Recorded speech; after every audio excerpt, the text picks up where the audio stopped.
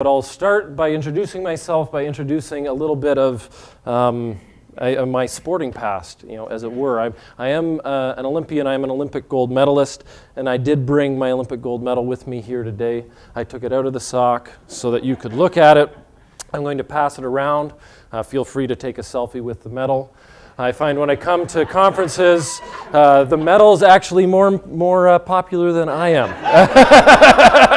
I'll be standing alone and there'll be a crowd of people. I just want to see the medal. Who cares about this guy? Just want to see the medal.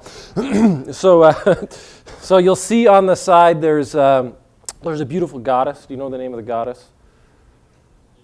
Athena. Good guess. Wrong. Any other guesses? Venus? No. It's Nike.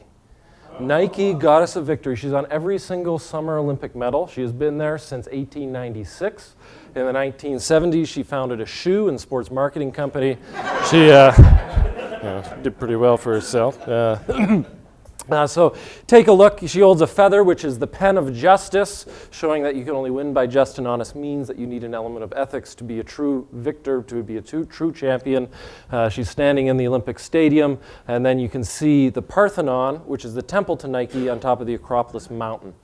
On the other side, you'll see a ring of white jade, and it comes from the jade mines in China. White jade is a very rare form of jade, and in fact is probably the most expensive part of this Olympic medal, more than all the gold and silver. It's silver core, gold on the outside. I know there's some mining folks in here, so I can go into it a little more. But white jade, very rare.